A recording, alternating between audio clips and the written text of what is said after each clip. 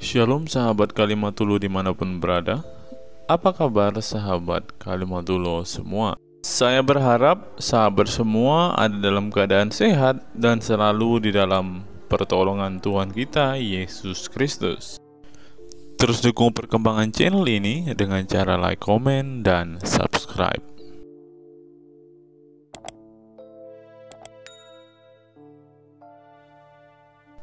Bang, saya tanya dulu bang, abang Muslim? Muslim, saya Muslim. Baik, silakan bang. Saya Muslim. Tadi sudah mendengar kayaknya ya? Saya sebagian mendengar, hanya 2 orang tadi yang naik. Jadi saya ingin menggarisbawahi terkait judul tadi yang awal, terkait masalah menuhankan Muhammad, biar fokus satu-satu, nggak ngeyayai. Saya ganti dulu background saya sebentar. Silakan. Ini ya, ini ya, silakan. Nah, jadi gini, biar fokus, nggak ngeyayai kemana-mana. Oh, jadi posisinya biar satu poin. Karena kalau membahas segala perkara dalam Islam kebanyakan, jadi malah bercanda kayak si Rasid. Gini, Anda kan menuliskan deskripsi di background Anda, diskusi agama stop menurunkan Muhammad. Saya mendengarkan sebagian apa yang Anda sampaikan tadi, 3 orang naik lah kalau nggak salah. Jadi nggak dari awal. Begini, di dalam Islam ada tabaruk. Ini ajaran Islam ya. Saya nggak akan mencerca ajaran Anda, agama Anda, enggak. Saya nggak tahu syariat agama Anda seperti apa, nggak tahu. Saya nggak tahu isi Injil seperti apa, saya nggak tahu. Cuman karena Anda stop menuhankan Muhammad, kebetulan saya scroll TikTok, saya ingin hanya bahas ini saja. Begini, pertama, di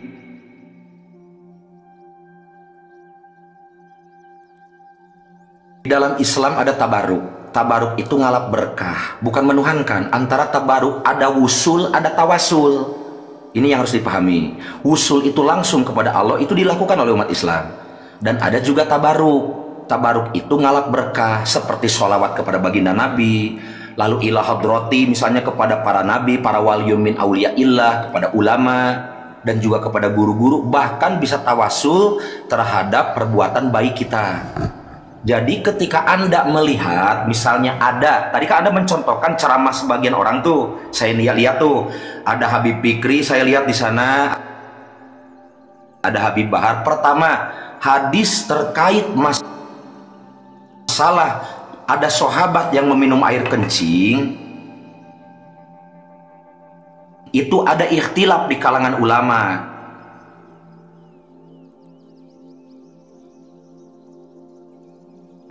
Jadi hadis ini ada yang maudu, ada yang doib, ada yang soheh. Itu harus dirinci dulu semuanya. Nah, terkait masalah tabaruk secara umum, ada memang para sahabat yang tabaruk terhadap darah bekas bekamnya baginda Nabi, Protestan dan juga yang lainnya. Jadi ini harus dipahami dulu. Jadi nggak bisa Anda misalnya melihat ada tingkah laku di kalangan umat Islam, atau juga disampaikan oleh sebagian penceramah di kalangan umat Islam, dijadikan rujukan utama sebagai landasan bahwa itu ada sesuatu yang yang pasti. Gitu. Di dalam Islam ini ada 12 ilmu agama. Ketika Anda menyampaikan bahasa Quran dan yang lainnya, Quran aja harus paham asbab nuzul. Makanya kalau kalangan kami Islam yang ahlu sunnah wal jamaah di pesantren, ketika ngaji tafsir, enggak dari tafsiran Quran model-model kayak gini. Ini kan hanya sederhananya saja. Ada tafsir Munir kita ngaji, ada tafsir Jalalain, tafsir Ibnu Katsir. Ketika turun misalnya satu ayat yang dibaca itu asbab nuzulnya seperti apa, jadi enggak tahu. Nah, simpulnya yang ingin saya sampaikan secara spesifik, garis besarnya, singkatnya, biar enggak kelamaan, terkait masalah ada katakanlah misalnya tabaruk yang saya tahu yang sudah jelas soheh, ketika ada sahabat misalnya meminum darah bekas bekamnya baginda Nabi Muhammad SAW, ya itu ada. Lalu ada yang tabaruk pakaian, jubah, ada yang bilangnya jaket. jubahnya baginda Nabi lalu dipakai diminta tabaruk ngalap berkah. Bahkan boro-boro kepada baginda Nabi, kepada ulama pun itu diperbolehkan. Itu namanya tawasul, bentuk tabaruk. Jadi bukan menuhankan. Seperti begini contoh di Islam ya, Ahlus Sunnah wal Jamaah contoh. Kita misalnya sakit kepala, kita beli obat ke warung. Itu kalau tertib antara apa yang keluar dari lisan, di pikiran dan juga hati harus sinkron. Begini, saya tadi sakit kepala nih, alhamdulillah saya nyariat beli obat anu, saya nggak sebut merek ya, misalnya beli obat anu, alhamdulillah syariatnya obat ini yang menyembuhkan, hakikatnya Allah yang menyembuhkan. Itu antara usul dan tawasul, bukan berarti menuhankan obatnya. Karena dalam Islam Ahlus Sunnah wal Jamaah tidak boleh menganggap ada sesuatu pun yang memberikan manfaat kecuali Allah, kecuali hanya pelantara. Seperti itu, bukan menuhankan. Ya, silakan. Baik. Tadi sudah kita kasih kesempatan Muslim ya, kita tunjukkan bahwa di sini Muslim itu dikasih karpet merah ya, dikasih karpet merah, dikasih kursi panggung ya, kesempatan untuk mengklarifikasi atau untuk menjawab syubhat-syubhat yang kita berikan. Jadi ini mohon maaf beribu maaf nih sebelumnya Abang Raden Syiar Langit. Pertama-tama sekali kita ini terkesan seperti melakukan debat kusir karena umat muslim itu tidak tahu apa menuhankan. Itu masalahnya, termasuk Anda, mohon maaf sekali nih. Makanya saya harus mendidik setiap muslim yang datang kemari ya, saya didik dulu pengertian menuhankan. Apa sih menuhankan itu? Menurut Al-Quran, bukan menurut Anda dan bukan menurut saya. Nggak boleh ya, kan? Kalau menurut Anda, menurut saya, nanti jadi jatuh-jatuhnya subjektif. Silakan. Baik, kita ambil satu ayat di dalam Al-Quran. Kita ambil satu ayat di dalam Al-Quran. Misalnya di dalam surat At-Taubah ayat yang ke-31. Dan At-Taubah dulu aja lah. Silakan At-Taubah, saya mau lihat ininya. Silakan, saya dengarkan. Di dalam surat At-Taubah ayat 31 disebutkan begini. Mereka orang-orang Yahudi dan orang-orang Nasrani menjadikan rahib-rahibnya dan alim ulamanya sebagai Tuhan di samping Allah. Betul? Ya, silakan lanjutkan. Nah, di situ ada narasi menuhankan manusia. Rahib-rahib dan ulama dituhankan. Nah, menurut Muhammad, ini menurut Muhammad nih, dijelaskan kenapa sih kok mereka itu dihukumi sebagai perbuatan menuhankan rabi-rabi dan alim ulamanya. Al-Kisah, ada seseorang bernama Adi ibn Hatim ya, Adi ibn Hatim, dia seorang Nasrani. Dia memakai kalung salib dari perak. Datang dia menemui Muhammad, lalu ramai orang-orang datang. Oh, Adi bin Hatim datang menemui Muhammad. Waktu itu Muhammad sedang membaca surat At-Taubah ayat 31. Mereka menuhankan rahib-rahibnya dan alim ulamanya. Lalu Adi bin Hatim bilang kepada Muhammad, kami tidak menuhankan rahib-rahib kami. Kami tidak menuhankan alim ulama kami. Lalu apa kata Muhammad? Kamu menjadikan mereka sebagai Tuhan dengan cara bagaimana? Dengan cara mentaati mereka tanpa batas-batas lagi. Misalnya, mereka mengharamkan yang halal, kamu ikuti. Mereka mengharamkan yang halal atau sebaliknya, menghalalkan yang haram, kamu turuti. Yang demikian itu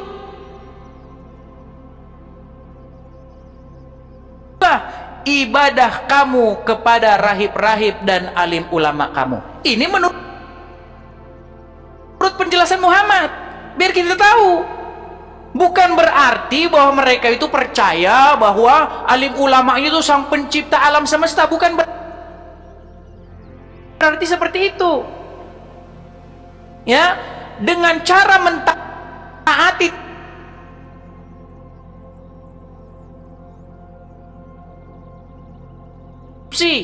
bersamaan dengan khinzir atau babi tidak boleh dikonsumsi dalam Al-Quran. Mau sampai jungkir balik pun di dalam Al-Quran dikatakan darah tidak boleh dikonsumsi. Tetapi apa yang terjadi kepada para pengikut Muhammad, kepada Abdullah bin Zubair, ketika dia meminum darah Muhammad, diminumnya darah Muhammad itu, apa kata Muhammad?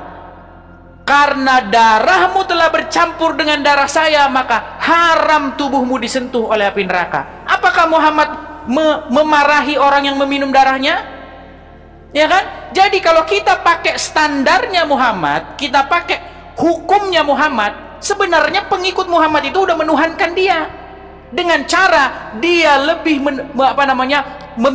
lebih patuh kepada hawa nafsunya dengan cara meminum darahnya Muhammad ketimbang kepada Al-Quran. Itu yang pertama. Kemudian menuhankan yang kedua itu juga tertulis di dalam surat Al-Jathiyah nomor 23. Di dalam surat Al-Jathiyah nomor 23 tertulis, mereka, ya, pernahkah kamu melihat orang-orang yang menjadikan hawa nafsunya sebagai Tuhannya? Ada orang yang menuhankan hawa nafsu menurut Al-Quran.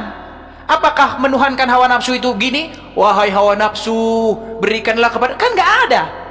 Makanya pengertian menuhankan ini apa sesuai Al-Quran itu. Nah, menuhankan hawa nafsu adalah bagaimana Anda menaklukkan diri Anda terhadap hawa nafsu,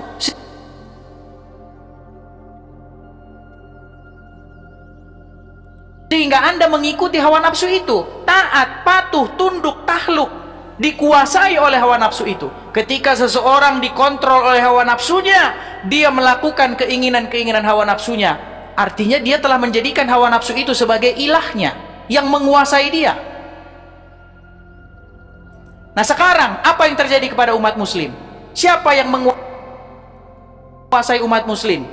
Siapa yang membuat umat muslim bergerak? Siapa yang mengontrol umat muslim? Muhammad. Bagaimana tidak? Bagaimana tidak Muhammad? Siapakah yang membuat muslim pagi-pagi pergi kumur-kumur, lalu begini dan begini? Siapa yang membuat umat muslim seperti itu? Siapa yang membuat umat muslim masuk kamar mandi pakai kaki kiri? Siapa yang membuat umat muslim panjang jenggotnya? Siapa yang membuat muslim celananya cingkrang? Siapa yang membuat umat muslim pergi ke Arab menciumi batu? Semua adalah Muhammad. Udah. Makanya saya bilang, kalian telah mengilahkan Muhammad itu. Sudah. Baik, silakan tanggapannya. Silakan. Saya sudah menjelaskan dari tadi antara wusul dan tawasul. Lalu Anda tambahin terkait masalah ayat-ayat yang tadi Anda sebutkan. Begini, di dalam syariat Islam jangan samakan dengan logika Anda dan ajaran agama Anda dong. Pertama, di dalam ajaran kami, baginda Nabi Muhammad SAW itu dispesialkan beda. Segalanya suci yang ada di badannya. Anda kalau mau nggak nganggap suci, ya itu mah hak Anda. Wong agamanya juga beda. Itu pertama. Saya nggak berani bahas-bahas tentang syariat agama Anda ya. Saya nggak tahu isi Injil seperti apa. Nggak. Tapi ketika Anda dengan narasi seperti itu, saya sebagai umat muslim merasa tersinggung seperti itu. Saya nggak bakal menghina-hina agama Anda. Saya tidak diajarkan oleh guru saya untuk menghina agama lain. Silakan. Agama Anda, agama saya, agama saya. Itu pertama. Ya. Begini, nggak bisa Anda memaksakan apa yang ada dalam pola pikir Anda, lalu menafsirkan Al-Quran dengan serampangan, lalu dipaksakan dengan logika Anda. Pertama, di dalam syariat ajaran kami, Nabi Muhammad statusnya ya manusia biasa, karena di sana bentuk tubuh, fisik dan yang lainnya adalah seperti itu, seperti manusia. Bahkan kalau saya harus baca kitab Sirrul Asror, entarnya jadi kepanjangan, semua alam semesta beserta isinya berasal dari Nur Muhammad. Bahkan sebelum penciptaan Nabi Adam alaihissalam, Allah menciptakan Nur Muhammad dulu. Gitu. Saking kalau saya jelaskan terlalu panjang, ntar jadi ngeyayai kemana-mana. Saya nggak suka debat ngeyayai terlalu jauh, nggak fokus dari masalah. Itu pertama. Jadi begini. Sebagaimanapun saya misalnya menjelaskan terkait masalah menuhankan, itu kan menurut Anda, deskripsi Anda, penjelasan Anda terkait masalah menuhankan Muhammad. Bagi kami, menuhankan itu, pemahaman menuhankan adalah nafi isbat. Anda paham gak nafi isbat? Itu menuhankan, mau ke nafsu, mau ke Nabi Muhammad, mau ke apapun itu di luar Allah. Itu rukunnya nafi isbat. rukunnya. Entarnya orang kalau sudah paham ke sana, dia harus sampai dulu ke kaidah idrokun jazim, idrokun jazimun bihaitsu la yaqum ma'ahu taradun wa fi kulli wasi'in nasyun andalili. Ketika sudah sampai di sana, nyampe kepahamannya. Lalu kaidah yang keduanya masuk ke ihsan, anta abudallaha ka'annaka tarahu fa ilam takun tarahu fa innahu yarok. Jadi posisinya antaranya nyambung, nyampe. Dan sebagai saya bukan memaksakan apa yang saya jelaskan kepada Anda. Enggak, silahkan agama Anda. Gitu. Tapi kalau Anda bahas-bahas syariat agama orang lain, yaitu agama Islam, lalu Anda serampangan menafsirkannya, terserah. Kalau Anda takutnya nanti membalikan, kan orang-orang Islam juga ada katanya, misalnya seperti siapa Juma dan yang lain, silahkan Anda fokus ke orangnya. Cuman kalau saran saya ini diterima syukur enggak juga nggak masalah ya, itu hak Anda. Saya misalnya kalau jadi Anda, terus misalnya Anda katakanlah ini mah misal walau alam, saya nggak tahu motivasi Anda seperti apa dengan bikin konten seperti ini. Anda misalnya merasa tidak enak karena banyak juga orang Islam yang katakan ngocek-ngocek agama lain seperti agama Anda. Anda fokus ke orangnya. Enggak semua ya, orang mereka masalahnya tidak berani. Ya, siapa? Si Juma nggak berani masalahnya. Iya, ini ketakutan dia. Saya juga nggak kenal sama Juma, nggak kenal. Saya cuma tahu aja Juma suka bahas-bahas konten agama orang lain. Di dalam bagi agama kami ya seperti Yesus alias Nabi Isa alaihissalam, bagi kami Nabi, bagi kalian Tuhan, ya silahkan. Udah nggak perlu ada yang memperdebatkan. Ketika kembali lagi kepada pembahasan masalah makna dari menuhankan itu nafi isbat bang, nafi isbat. Jadi entarnya ada konteks mana tawasul dan mana wusul. Kalau dalam urusan tawasul dianggap wusul, lalu menganggap ada kekuatan lain selain kekuatan Allah dan menganggap bahwasannya ada kehendak lain selain kehendak Allah, itu musyrik jelas. Bahkan walaupun itu kepada baginda Nabi Muhammad SAW. Jadi pemahaman Anda tentang menuhankan itu silahkan Anda pertahankan, Anda yakin sebenarnya, monggo, saya nggak maksa. Nah, menurut Islam yang namanya menuhankan itu ada nafi isbatnya dipakai, itu rukunnya. Menafikan segala sesuatu, lalu mengisbatkan kepada satu hal. Gitu, jadi nggak bisa. Itu menurut Anda seperti ini. Seperti lalu masalah tadi darah. Di dalam syariat agama Islam, darah benar, darah di dalam Islam, di dalam syariat agama Islam, dalam fikih mufakat madhabul arba'ah dari mulai Imam Abu Hanifah, wa Imam Maliki, wa Imam Syafi'i, wa Imam Ahmad bin Hambali, darah diharamkan. Kalau ngobrolin baginda Nabi nggak bisa disamakan. Itu menurut syariat kami. Jadi lalu ketika ada perintahan kata Anda tadi masalah masuk ke WC, masalah masuk kaki kiri, itu syariat Nabi. Dan segala yang bentuknya syariat agama yang keluar dari mulutnya baginda Nabi, apakah itu konteksnya wajib ataupun sunnah, itu semuanya tidak lepas dari konteks perintahan Allah. Lalu jika saya jelaskan semuanya wahyu. Bahkan ada yang di luar Quran. Anda pernah baca nggak hadis qudsi? Hadis qudsi adalah wahyu yang disampaikan oleh Allah di luar melalui malaikat Jibril alaihissalam. Jadi Islam ini luas bang. Nah ini dalam syariat agama Islam seperti itu. Jadi baik, maksud saya tanggapi ya. Sebentar, maksud saya begini. Jadi Anda agama Kristen pasti punya syariat, punya aturan di dalam agama Kristen. Ini yang boleh, ini yang tidak. Ini seperti ini itu di Kristen pasti mungkin seperti itu. Dan termasuk di agama lain. Silahkan. Itu hak Anda. Tapi ketika Anda bahas-bahas masalah syariat agama dan itu agamanya agama Islam sedangkan Anda agamanya bukan Islam, lalu Anda menafsirkannya serampangan, membaca tafsir Quran dari model kayak gini nih, saya mau bawa tafsir Jalalainnya. Nggak bisa harus baca asbabun nuzul segalanya. Nggak bisa. Bahkan bagi kami umat Islam Ahlussunnah wal Jamaah diharamkan menafsirkan Al-Quran tanpa langsung mengkaji hasil dari ulama-ulama ahli tafsir yang sudah dimufakati oleh para ulama. Jadi itu, jadi Anda nggak perlu protes. Itu dalam syariat Islam seperti itu. Saya pun nggak bakal protes syariat agama Anda seperti apa, enggak, karena saya nggak tahu, nggak berani. Silahkan seperti itu. Baik, sudah bisa tanggapi bang? Silahkan. Baik, terima kasih ya. Kita kasih tepuk tangan dulu kepada Abah Raden Syahrini. Ya, pertama saya tanggapi satu persatu tadi ya. Jadi seperti yang saya katakan tadi ya, bahwa kalau kita bikin definisi sendiri, itu nanti jatuh-jatuhnya debat kusir. Maaf, definisi siapa? Maaf, sedikit saya nggak bikin definisi sendiri. Itu menurut Quran masalah. Bukan menurut Al-Quran. Gini bang, saya tanggapi. Menurut Al-Quran, adakah darahnya Muhammad boleh diminum? Di dalam hadis ada. Di dalam, mohon maaf, Al-Quran, di dalam Al-Quran. Gitu.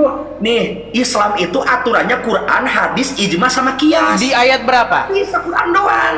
Di Quran surat berapa? Di luar Quran ini, ada hadis qudsi loh. Sebentar Abah, di Quran Ya. surat berapa bahwa dasar-dasar Islam itu adalah Quran, hadis, kitab fikih, karangan ulama, di mana? Begini. Saya katakan tadi, dasar hukum syariat agama Islam itu Betul, menurut maksudnya ulama itu al-ulama, dasarnya di mana itu? Di Quran mana? kan saya tadi katakan bukan hanya Quran patokannya, hadis qudsi, tahu hadis qudsi nggak? Nah, Hadis bukan qudsi Quran yang itu- bilang begitu kan? Hadis qudsi itu dauhan Allah. Hati-hati. Nah, baik, saya tanggapi dulu, Bang.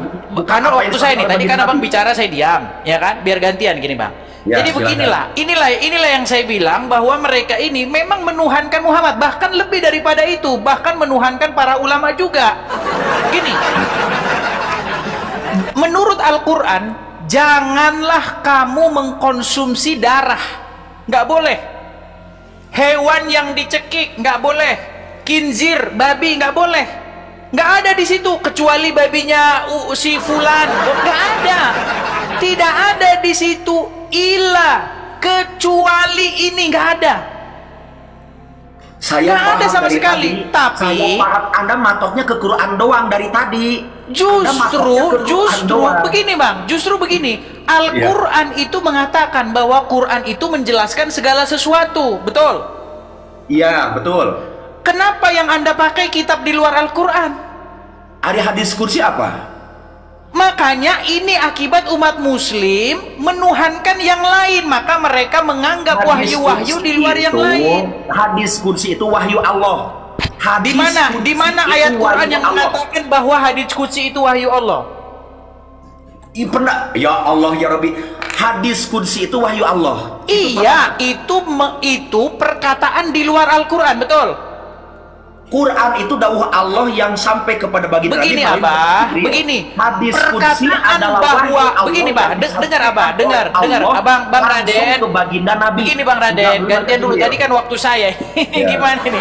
Begini Bang Raden, bahwa hadits qudsi itu wahyu, ya kan? Perkataan ulama ini, imam mazhab ini, itu kan semua di luar Al-Quran, betul? Hadis kursi jangan disamakan sama perkataan ulama, beda. Ya Enggak, Allah. maksud saya, yang bilang hadits qudsi itu wahyu siapa? Nanti ente bisa bilang gini lagi, Bang. Yang bilang ini ini Quran wahyu Allah siapa? Al-Quran itu sendiri yang mengatakan, Zalikal kitabu la roiba fihi hudal lil muttaqin, betul? Iya, nanti kalau Bahwa bagaimana kalau Al-Quran dibalikin, itu adalah kitab yang tidak ada keraguan padanya, petunjuk bagi orang-orang yang bertakwa, betul? bagaimana kalau dibalikin nanti bisa saja ada orang yang ngomong bahwa kata Muhammad bahwa Quran dawuh Allah, tadi bilang bohong gimana?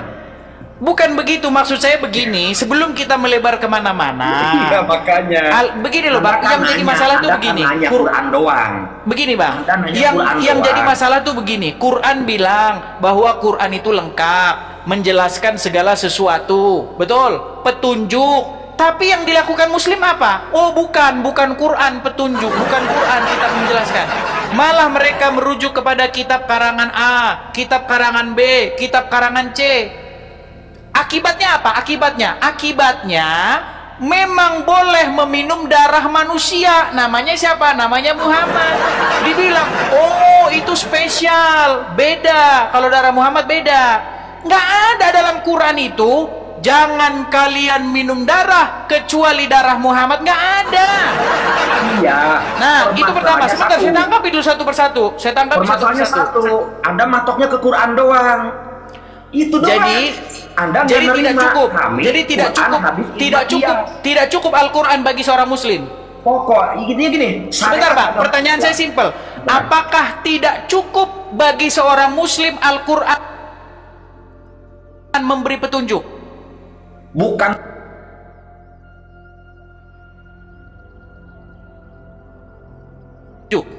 Pertanyaan Anda kalau saya jawab, berarti saya menafikan yang lain. Berat.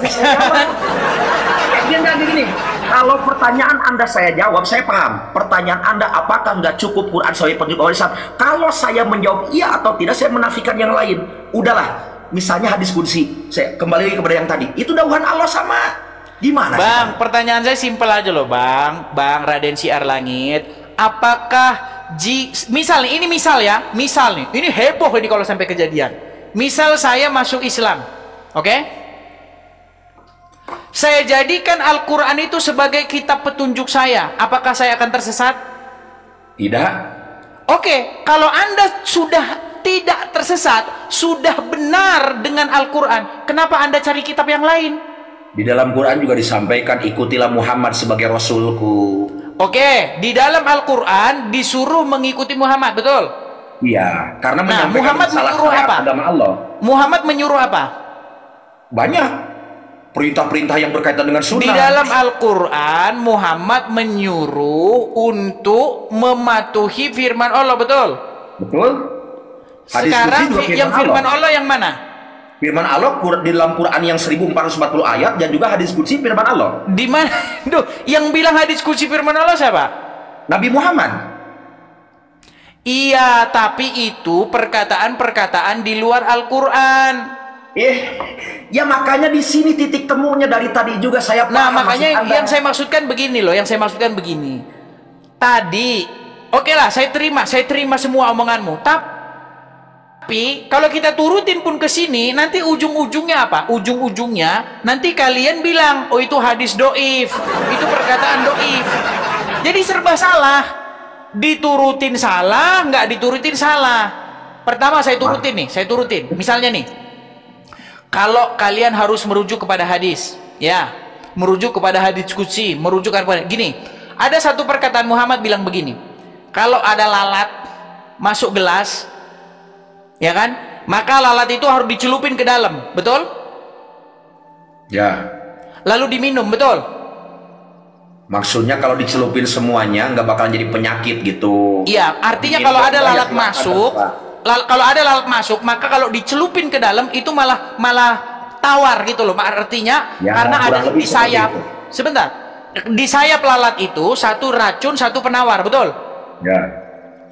Nah, Anda percaya itu perkataan Muhammad?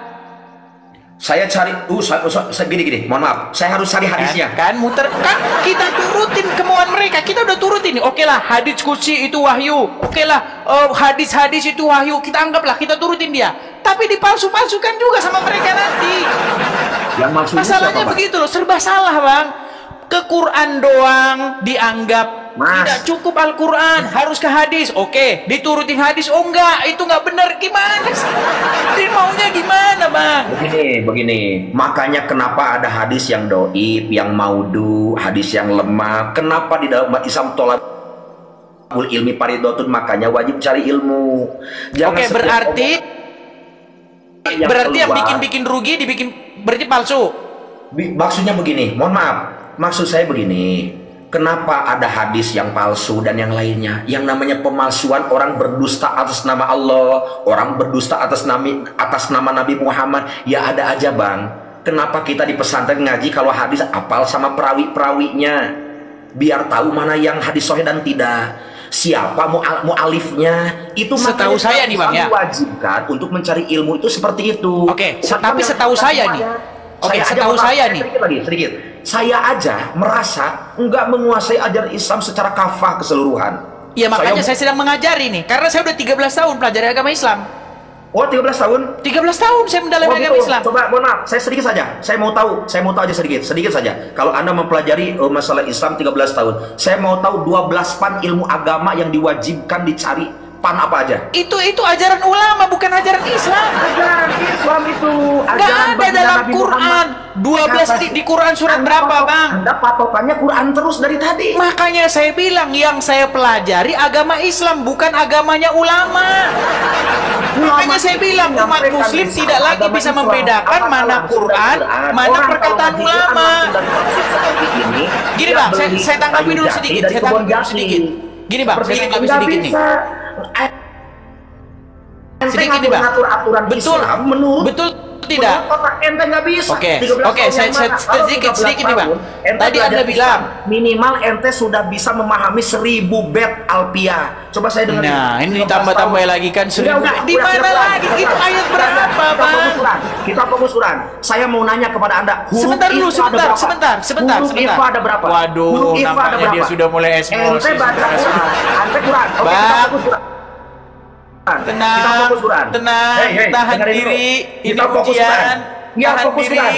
Kita Tenang, fokus Quran ya. tenang. Fokus Quran, dengerin. Tenang, Fokus Quran. tahan diri, Saya mau tahan nanya diri, Quran sama tenang. ente. Sebentar, Saya mau nanya tahan Quran. diri.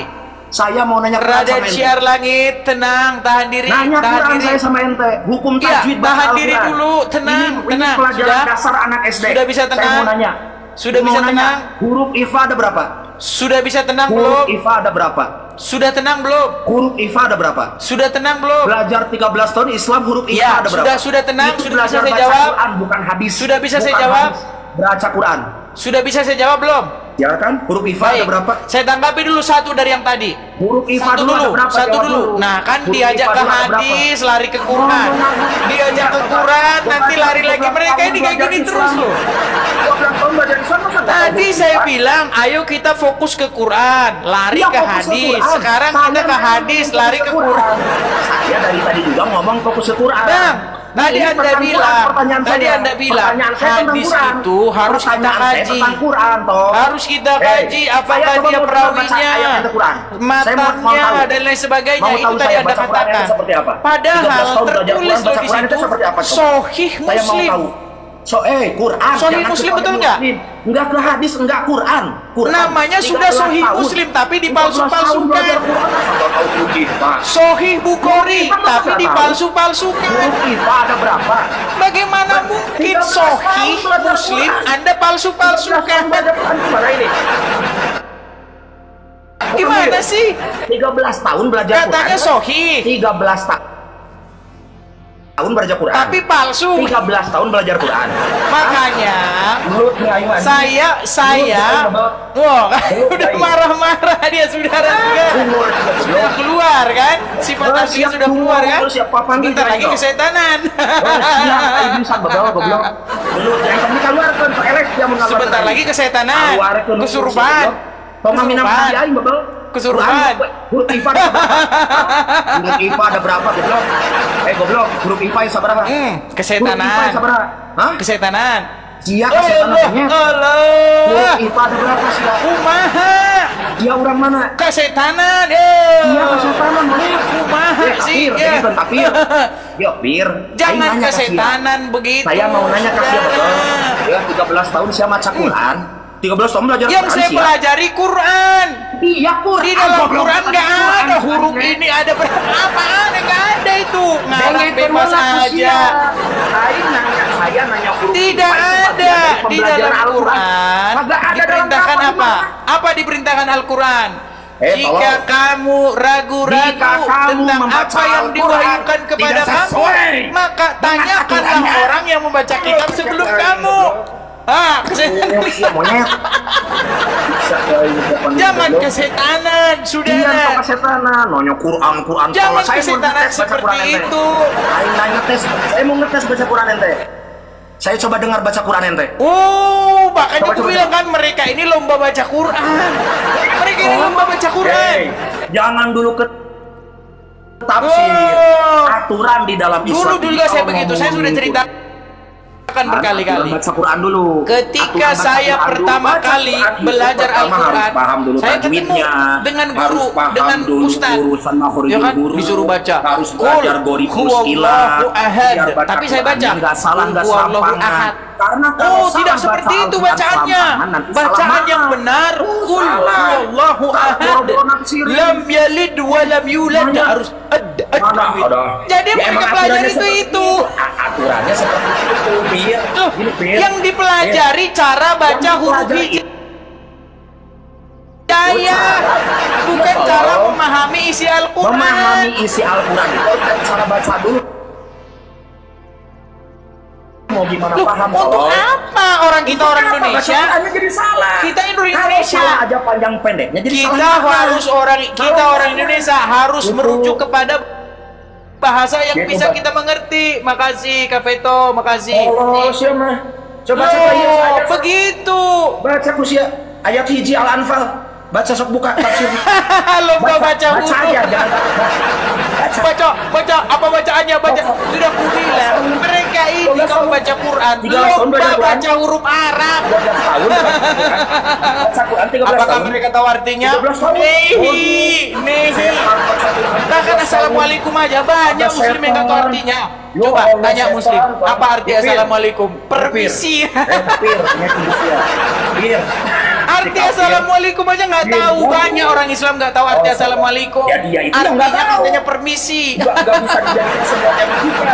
Gitu. Makanya saya bilang, Pir, ya baca Quran Raden dulu. Siar Baca Langit. Quran dulu yang benar. Saya bilang, baca Quran kalau dulu yang benar. kamu mau Qurannya belajar baca dulu yang benar. Al-Quran, Kalau kamu mau memahami ujung-ujungnya baca Quran, terjemahan, itu dari baca Quran artinya. dulu. Setelah berhasil Bukan lomba-lomba membaca baca Al-Qurannya dengan indah. benar, baru belajar tafsirnya. Sebelum belajar tafsir, ente harus belajar ilmu nahwu sorofnya. Sekarang kamu saya suruh tebak aja ya. Bayannya, Saya suruh kamu tebak, ini lalu surat apa? memahaminya, nggak benar. Saya kasih kamu Nggak tebak benar. ini surat apa ya? Gitu, biar Jadi enak kalau nih. yang benar. Dalam baca Al-Quran itu memanai Al-Quran, pertama baca Quran dulu yang benar. Nggak ada seperti itu, Baca karangan Quran dulu bebas benar. begitu Kalau nggak ada. salah panjang pendek saja nanti nggak benar maknanya. Itu kan bahasa Arab, Itu orang kita Al-Quran artinya bahasa kok. Arab. Seperti itu 13 tahun belajar Islam dari mana? Setan. Setan sia Kesetanan. Bagi orang mana lu? Hah? Panggil Jaing langsung. Ketemu di darat. Cie. Kesetanan ya. Itu dasar kafir harbi. Sia kafir harbi. Cie, bentar lagi mau jadi teroris nih. Baca Qurannya sebenarnya. Mau jadi teroris, mau jadi Iya, teroris. setan. Oh, jadi mau anak setan. Sebentar, Oh, saya anak saya setan. suruh Gimana, kamu Pan? menjawab, Setan, saya suruh saya kamu baca dulu apa Quran, namanya, setan. menebak ini Setan. surat apa Kalau ya.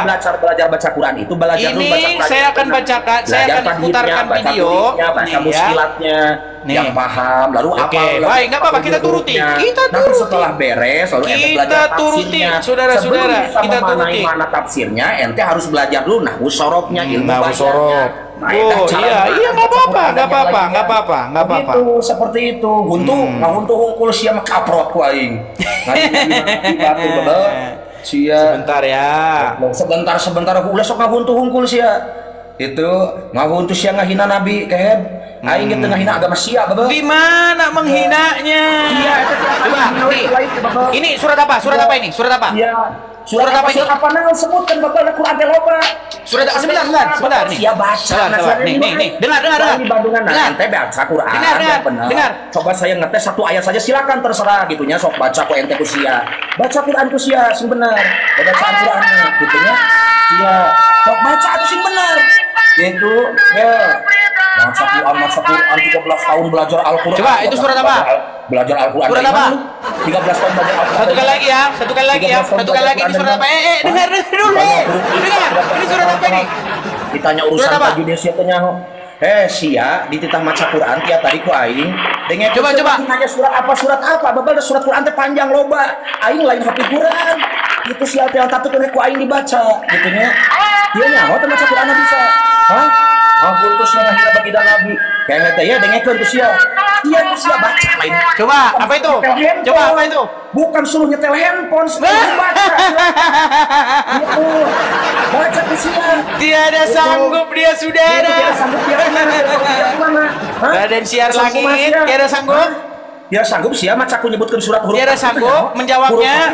Huruf kafir sia sanggup. Tiada sanggup. Itu sanggup. Lu Tiada nggak sanggup. sanggup. Lu nggak mampu. Mampu atau tidak? Baca Quran. Hah? Mampu atau tidak? Nggak mampu nggak tidak ente. Dia sangat Ente mampu. mampu. Siapa Sangat lah mampu. menanya? Hah? Buat apa kita nggak lomba-lomba baca? Betul. Ini lomba-lomba Kita isi. lomba memahami isinya. Memahami isi Al-Quran kemana? Mau bagaimana memahami isi Al-Quran baca aja nggak becus. Sekarang yang penting bagi kita apa? bagaimana Isinya memahami atau lomba isi baca Al-Quran, hurufnya? isinya nggak becus. Apa gitu gitu? Isinya harus paham baca Quran. Mau bagaimana Ya sudahlah, memaknainya? intinya, Hah? karena memang mereka Bagaimana? sudah terdoktrin, 13 tahun. teman. Mereka ini apa? Alkiah. mereka didoktrin bahwa apa? Membaca Al-Quran dapat amal. Jadi seperti ini si Raden Siar Langit ini, dia baca Quran bukan mau paham isinya, bukan mau paham isinya. Dia membaca Al-Quran dengan tujuan biar dapat amal, bukan mau tahu isinya. Makanya tadi ketika saya katakan di dalam Al-Quran dilarang minum darah, kata dia, oh boleh, darah Muhammad boleh. Makanya saya bilang, dan kamu adalah orang-orang yang menambah-nambahi Al-Quran dengan mengatakan boleh meminum darah. 13 tahun baca Quran, ya kan? baca Quran 13 tahun belajar Islam, baca Quran gak becus. Tiada sanggup dan tiada mampu ya. Oke, baik, cukup ya. Islam KTP yang nggak belajar, yang nggak ngaji mungkin ketipu. Baik, sekarang saya turunkan dulu Siar Langit, nanti ambil air minum dulu ya. Nanti ambil air minum terus minum air putih dulu ya, biar tenang, biar jinnya kembali dulu ke gua. Oke, kita urusi aja agama itu sendiri. Urusi kukiah.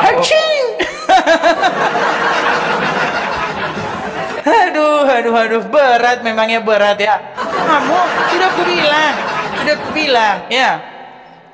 Kalau Islam membahas agama orang lain ya, seperti Zakir Naik ya kan, dan kawan-kawannya. Semangat 45. Wow, di Manu di apa? Aduh, apa ini?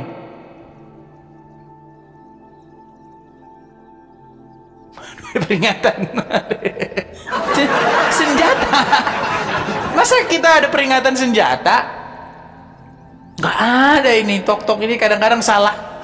Mari kita simak apa yang diungkapkan oleh Profesor dan cendekiawan Muslim yang satu ini. Kita kutip dalil liputan 6, teman-teman. Quraisy Shihab mengatakan, tolong jangan pilih ustadz yang suka memaki.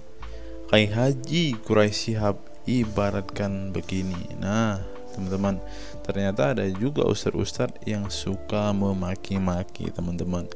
Bisa jadi ini adalah salah satu oknum yang dikatakan oleh Habib Kribo tadi, teman-teman, di mana mereka seakan-akan orang yang paling beriman, paling beragama, dengan kepalanya ada titik hitam dan juga jenggotnya sampai panjang ke lantai, kata Habib Kribo tadi kan, teman-teman.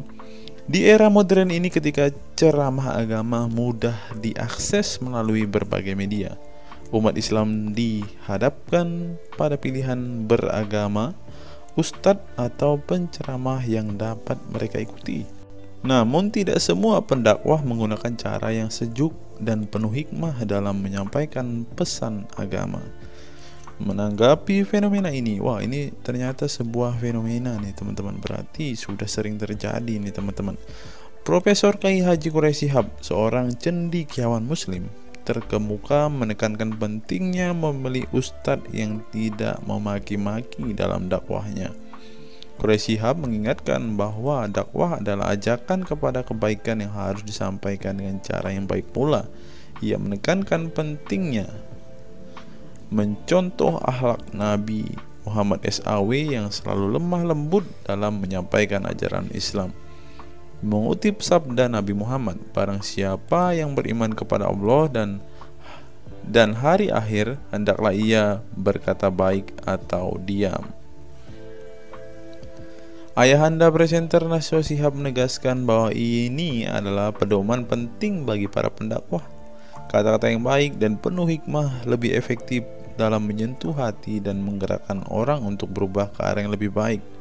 Dalam dakwah, seringkali ditemukan penceramah yang menggunakan kata-kata yang keras dengan alasan untuk menegur atau mengingatkan umat.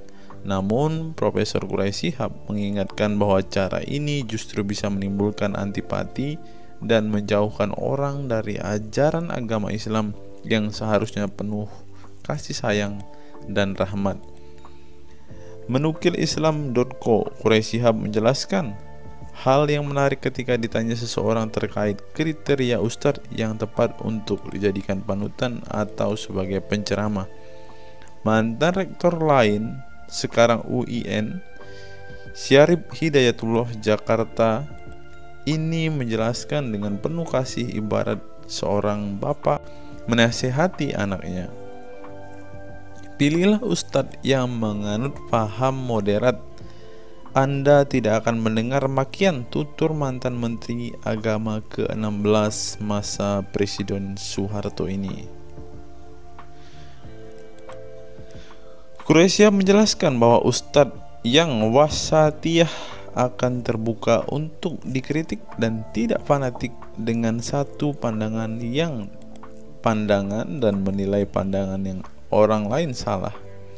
Quraisyah menjelaskan bahwa ustadz wasatiyah akan terbuka untuk dikritik dan tidak fanatik dengan satu pandangan dan menilai pandangan orang lain salah. Ustadz yang wasatiyah memahami bahwa jalan menuju agama itu besar dan memiliki jalan-jalan kecil untuk menuju jalan besar itu. Karena dalam rincian ajaran agama yang Tuhan tanyakan adalah hasilnya, misalnya 5 tambah 5 10, tapi bisa juga 7 tambah 3 lanjutnya. Salah satu ciri ustadz yang wasatiyah menurutnya adalah berpengetahuan luas. Ustadz yang berpengetahuan luas akan mampu menilai dan menghargai suatu pendapat, sedangkan ustadz yang sempit pengetahuannya akan mudah menyalahkan. Semakin luas pengetahuan seseorang, semakin besar toleransinya. Semakin sempit, semakin bodoh tandasnya. Nah, teman-teman muslim, silahkan kalian mau milih ustadz yang modelnya seperti ini. Karena ustadz yang berilmu itu seperti yang dikatakan oleh Bapak Quraisy Shihab ini, bahwa mereka pasti adalah orang yang sangat toleransi. Tetapi jika ustadzmu kamu dapati tidak bisa bertoleransi atau orang yang intoleran, maka mereka bisa dikatakan ustadz yang BODOH, kata Quraisy Shihab. Nah, pertanyaannya adalah, apakah Zuma termasuk standar ustadz yang baik atau ustadz yang toleran? Mari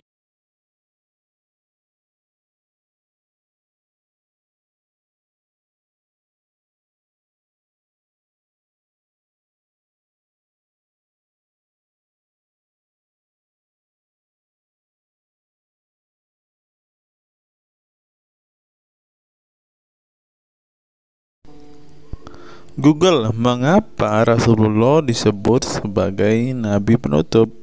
Apa alasannya? Alasannya mengapa Nabi SAW disebut Rasul terakhir adalah karena Allah SWT telah menunjukkan langsung sebagai penutup para nabi dan rasul.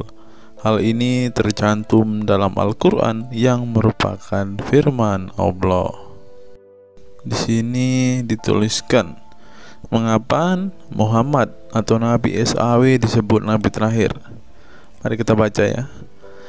Katamul Anbiya merupakan salah satu julukan Nabi Muhammad yang berarti penutup para nabi, sesuai dengan firman Allah SAW dalam surat Al-Ashab ayat 40 yang berbunyi, artinya Muhammad itu sekali-sekali bukanlah bapak dari seorang laki-laki di antara kamu, tetapi dia adalah Rasul Allah dan penutup nabi-nabi, dan adalah Allah Maha mengetahui segala sesuatu. Nabi Muhammad SAW merupakan nabi terakhir yang Allah utus untuk menyempurnakan agama-agama sebelumnya. Al-Quran merupakan kitab Allah yang menyempurnakan kitab-kitab sebelumnya, sehingga tidak perlu ada kitab lain karena Al-Quran merupakan kitab Allah yang menyempurnakan kitab-kitab sebelumnya, sehingga tidak perlu ada kitab lain karena Al-Quran sebagai kitab terakhir. Maka dapat diartikan bahwa tidak ada lagi nabi setelah Nabi Muhammad SAW. Nabi Muhammad SAW sebagai nabi terakhir juga didukung dengan dalil lainnya, yaitu surat Al-Sab 61 ayat 6. Dan ingatlah ketika Isa bin Maryam berkata, "Hai Bani Israel, sesungguhnya aku adalah utusan Allah kepadamu, membenarkan kitab sebelumku, yaitu Taurat, yang memberikan kabar gembira dengan datangnya seorang rasul yang akan datang sesudahku yang namanya Ahmad dalam tanda kurung Muhammad. Menurut Syekh Al-Zairi dalam kitab Al-Jawahir dan Al-Kalamiyah, alasan kenapa Nabi Muhammad SAW dijadikan Nabi terakhir adalah hikmah terputusnya para Nabi itu untuk menyeru umat manusia agar beribadah kepada Allah, menunjukkan mereka ke jalan yang lurus dalam urusan kehidupan duniawi dan ukhrawi, memberitahu kepada mereka tentang hal-hal yang tidak dapat dicapai oleh penglihatan mereka, dan memberitahu keadaan yang pemikiran mereka belum sampai, dan menetapkan dalil yang meyakinkan serta menghilangkan syubhat keserupaan yang tidak benar. Adapun hubungan dakwah Nabi Muhammad SAW dengan nabi-nabi terdahulu ialah terbangun atas dasar sebagai penguat dan penyempurna dakwah nabi-nabi sebelumnya. Oleh karena itu, semua para nabi selalu dibangun atas dasar dua pondasi utama, yaitu akidah, syariat, dan akhlak. Dari segi kaidah, dari segi akidah, semua ajaran yang dibawa oleh para nabi mulai dari Nabi Adam alaihissalam sampai Muhammad SAW adalah sama. Tidak ada beda antara nabi satu dengan nabi yang lainnya. Semuanya mengajarkan keimanan terhadap keesaan Allah SWT, yaitu dengan membersihkan dari segala sifat yang tidak layak baginya, dan mengimani adanya hari kiamat serta adanya surga dan neraka. Maka dari itu, semua para nabi menyerukan kepada kaumnya masing-masing antara dasar iman kepada Allah, dan semua para nabi setelahnya saling membenarkan ajaran yang telah dibawa oleh para nabi sebelumnya. Adapun dari segi syariat yang mengatur tatanan kehidupan masyarakat dan individu terhadap perbedaan dalam metode dan kuantitasnya antara satu nabi dengan yang lain. Hal itu disebabkan karena syariat tersebut dalam ranah pelaksanaan, bukan sebuah pengabaran seperti akidah. Perkembangan zaman dan perbedaan bangsa yang satu dengan bangsa yang lainnya turut mempengaruhi syariat mereka satu sama lain. Diutusnya satu nabi itu adalah khusus untuk umatnya pada waktu itu, bukan umum untuk semua manusia. Sebuah hukum syariat terbatas dalam ruang lingkup yang sempit sesuai dengan umatnya pada waktu itu secara khusus. Nah, dari bagian pertama ini kita mengetahui teman-teman mengapa Rasulullah ini dikatakan sebagai nabi penutup, karena Rasulullah juga mengajarkan kepada keesaan Allah, teman-teman. Nah, seperti yang terus di sini, semuanya mengajarkan keimanan terhadap keesaan Allah SWT, yaitu dengan membersihkan dari sifat segala yang tidak layak baginya, dan mengimani adanya hari kiamat dan adanya surga dan neraka. Salah satu alasan mengapa Rasulullah disebut sebagai nabi penutup adalah ini, teman-teman. Mari kita lihat fakta berikutnya. Menurut kumparan, teman-teman, alasan mengapa Rasulullah SAW disebut nabi terakhir, teman-teman, mari kita simak ya. Saya berharap teman-teman tidak bosan mendengar setiap fakta-fakta yang kita bukakan ini, karena dengan melihat fakta-fakta ini setidaknya kita belajar, teman-teman, dan dapat memaklumi mengapa sih saudara-saudara muslim kita itu sangat-sangat menjunjung tinggi Rasulullah, teman-teman. Mari kita simak. Nabi Muhammad SAW adalah nabi yang ke-25 dalam Al-Quran. Sebagai umat Islam, kita diwajibkan mempercayai bahwa tidak ada rasul lain setelah kematian Nabi Muhammad SAW. Sebenarnya mengapa Nabi SAW disebut rasul terakhir? Bukan tanpa alasan Allah SWT memilih Nabi Muhammad SAW sebagai rasul terakhir, sehingga kita dilarang untuk mempercayai bahwa adanya rasul setelah Nabi Muhammad SAW meninggal dunia, bahkan sampai memiliki cara pandang berbeda dengan beliau. Nah, jadi teman-teman kita, saudara-saudara kita tidak percaya ada nabi setelah Nabi Muhammad, teman-teman. Terlebih ada yang nabi yang membawa ajaran-ajaran yang berbeda dari apa yang diajarkan oleh Rasulullah.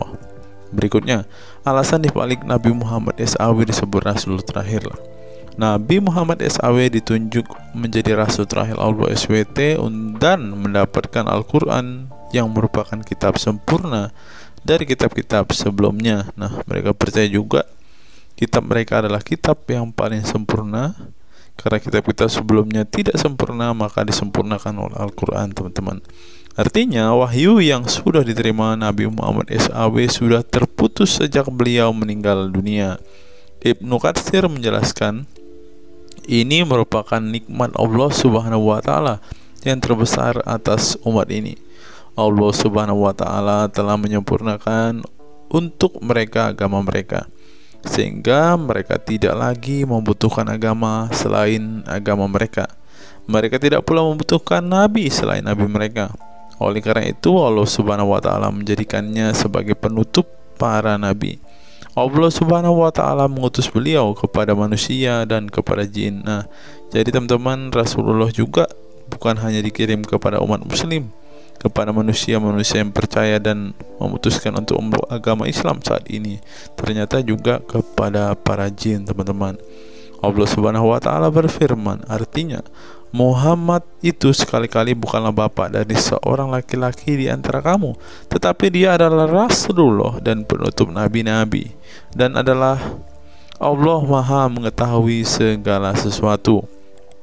Dikutip dari buku situs-situs dalam Al-Quran oleh Syarifuddin Al-Fikri, para ahli bahasa memberikan makna terhadap kata ma dalam surat Al-Ahzab ayat 40 dengan al-istitsaku wal ma'u, yang artinya memastikan dan menolak sesuatu. Sehingga Al-Quran menyebutkan bahwa Nabi Muhammad SAW sebagai khatam an-nabiyin, artinya pasti tidak ragu beliau seorang nabi terakhir dan menolak orang mengaku di kemudian hari. Adapun alasan dibalik Nabi Muhammad SAW sebagai Rasul terakhir dijelaskan oleh Syekh Al-Zairi dalam Al-Jawahir Al-Kalamiyah. Sebenarnya Nabi kita Muhammad dikatakan sebagai penutup para nabi itu hanya karena sesungguhnya hikmat terputusnya para nabi itu menyeru umat manusia agar beribadah kepada Allah, menunjukkan mereka ke jalan yang lurus dalam urusan kehidupan duniawi dan ukhrawi, memberitahu kepada mereka tentang hal-hal yang tidak dapat dicapai oleh penglihatan mereka, dan memberitahu keadaan yang pemikiran mereka belum sampai, dan menetapkan dalil yang meyakinkan serta menghilangkan syubhat-syubhat keserupaan-keserupaan yang tidak benar. Karena itu, umat manusia tidak memerlukan lagi kepada nabi sesudah Nabi Muhammad, sebab syariatnya telah mencapai batas kesempurnaan. Dan dari alasan inilah tampak jelas tentang rahasia terusnya beliau untuk seluruh umat manusia, dan keberadaan beliau sebagai manusia yang paling utama dalam segi fisik serta halaknya. Demikianlah penjelasan singkat mengenai Nabi Muhammad SAW sebagai Rasul terakhir. Semoga dengan mengetahuinya dapat menambah meneladani beliau sebagai sosok yang sempurna. Yang perlu diingat, jangan menghujat ya teman-teman. Mengutip sindonews.com, inilah ke-10 keistimewaan Rasulullah. Yang pertama, air liur Rasulullah menjadi obat. Dari Sahl bin Sa'ad berkata, saat Rasulullah dan para sahabat akan berperang di Khaibar, Rasulullah bersabda bahwa ia akan memberikan bendera kepada seorang pria yang cinta dan dicintai oleh Allah dan Rasulnya, dan Allah akan memberikan kemenangan. Rasulullah mencari Sayyidina Ali, akan tetapi para sahabat mengatakan bahwa Ali sedang mengalami sakit mata.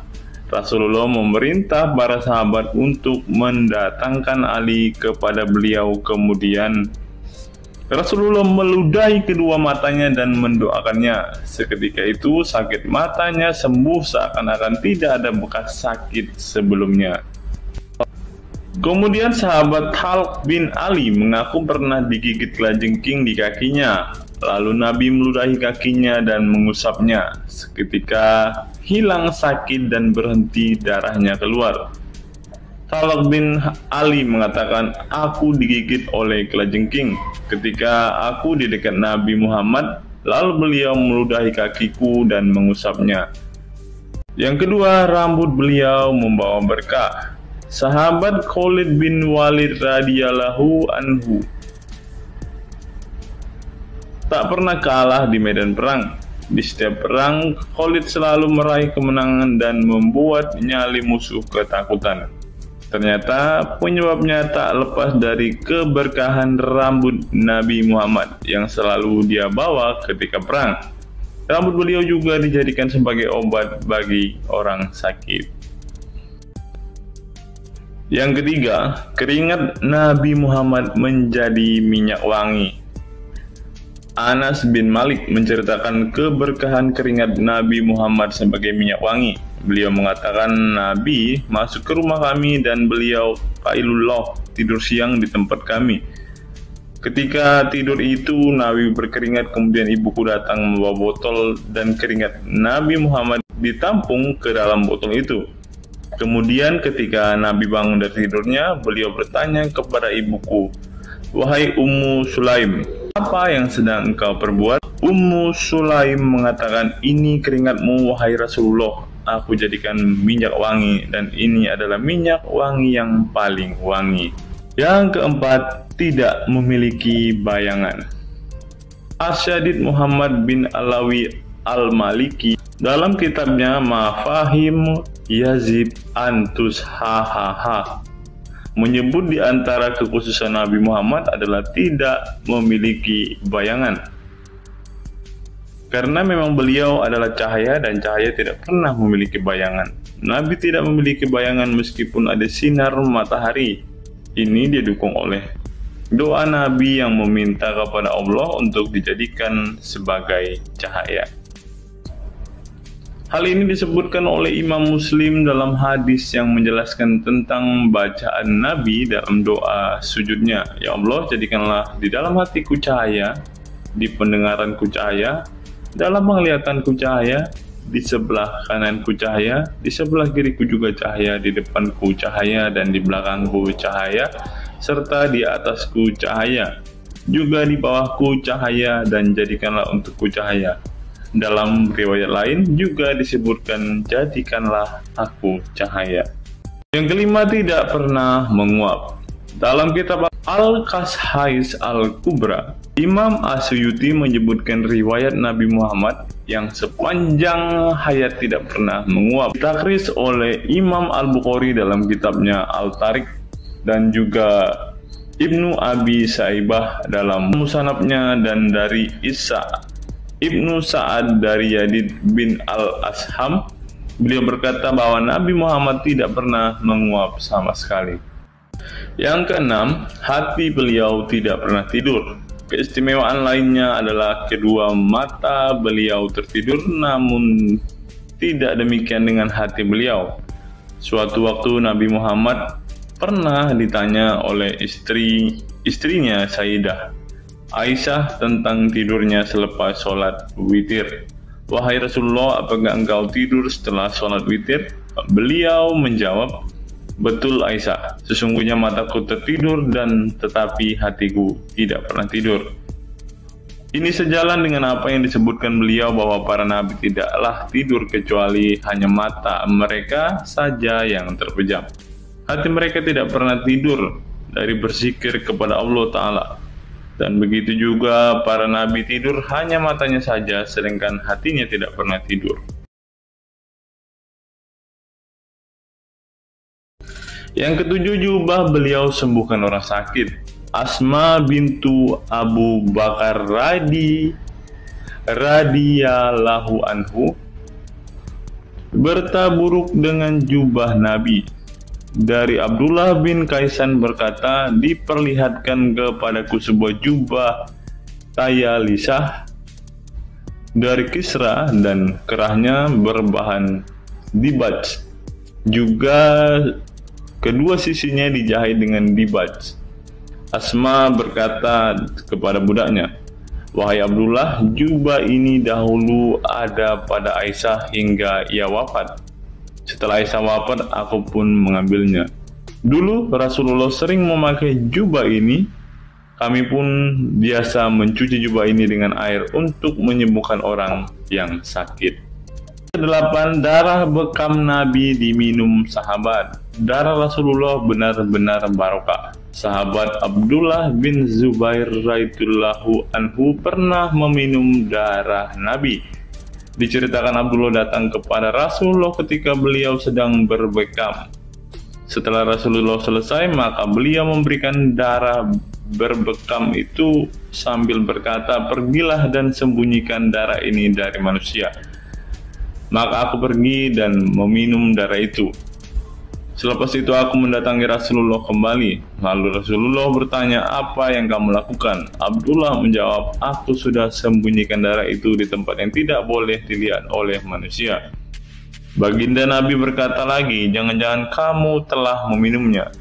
Beliau menjawab, "Ya, aku telah meminumnya, wahai Rasulullah."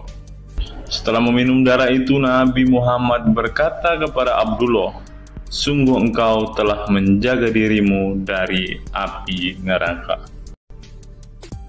Yang ke-9, tidak pernah ihtilam atau dalam tanda kurung mimpi basah. Ihtilam adalah keluarnya air mani karena sebab mimpi atau fantasi. Di Indonesia sering disebut dengan mimpi basah. Dan itu tidak pernah terjadi pada Nabi Muhammad. Dalam kitab hadis Al-Mu'jam Al-Kabir, Imam At-Tabarani mengeluarkan sebuah riwayat dari Ibnu Abbas bahwasannya Nabi Muhammad tidak pernah ihtilam atau mimpi basah. Yang ke-10 yang terakhir, teman-teman, dapat melihat dan mendengarkan ringkihan langit. Dari sahabat Abu Dzar, Nabi Muhammad bersabda, "Sesungguhnya aku melihat apa yang kalian tidak lihat, dan aku mendengar apa yang kalian tidak dengar, ringkihan langit. Dan memang pantas langit bersuara ringkih, karena di setiap jarak 4 jari di langit ada malaikat yang menaruh keningnya dan sujud kepada Allah. Demi Allah, seandainya kalian mengetahui apa yang aku ketahui, kalian akan sedikit tertawa dan banyak menangis." Keistimewaan lain dari Nabi Muhammad disebutkan ketika beliau buang air tidak ada bekasnya sama sekali. Dalam kata lain, semua kotoran beliau ditelan bumi, tak sedikit pun yang tertinggal. Beliau juga mampu melihat ke belakang dengan jelas sebagaimana beliau melihat ke depan. Itulah ke-10 keistimewaan Nabi Muhammad yang juga menjadi bukti kenabian beliau. Rasulullah adalah manusia sebagaimana umatnya, akan tetapi Allah menjadikan beliau sebagai manusia yang tidak seperti manusia pada umumnya.